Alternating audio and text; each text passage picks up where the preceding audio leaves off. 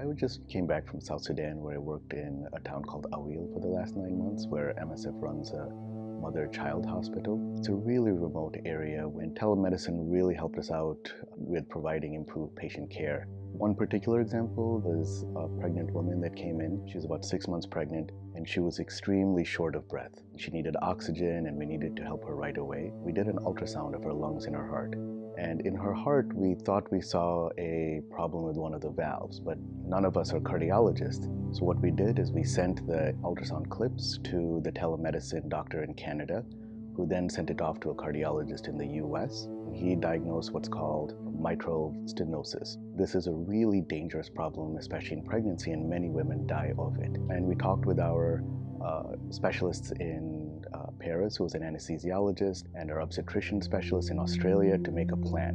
And what they recommended was that we do an elective C-section, but also that we recommend a tubal ligation for her, because any further pregnancies and with this heart disease, she could have a higher risk of death. And in a country like South Sudan, where women are expected to be childbearing, this is a really aggressive recommendation to give to a patient.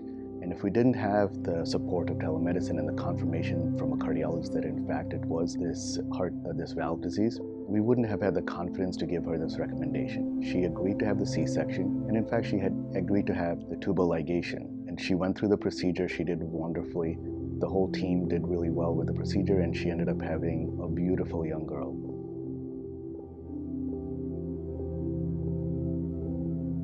Some of these patients have rashes that we don't understand. Sometimes it's very young infants with what may be syphilis, but we're not completely sure. But also it can be patients that have x-rays and we suspect there may be a fracture. And if we were in the United States or in Europe, it would be easy to send the patient to a dermatologist or a radiologist and get an expert opinion really quickly, but we don't have that opportunity in a place like Awil. And so what we do is we send the information to telemedicine, and it's amazing because no matter what time of the day we send it, the allocators are working 24 hours a day, and they're able to quickly send it to a specialist who then gives us back some response.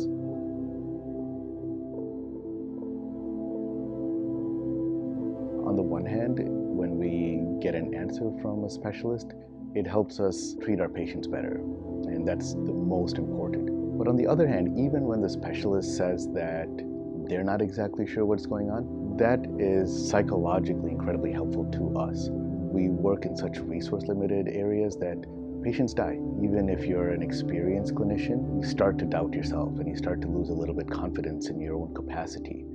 Professionally, my favorite thing is to work in the field and work at the bedside with patients. And having telemedicine, having the capacity to ask specialists only enhances that professional enjoyment, because now I can do more for the patients. And so to be able to reach out to people and to have better and quicker answers is a huge help.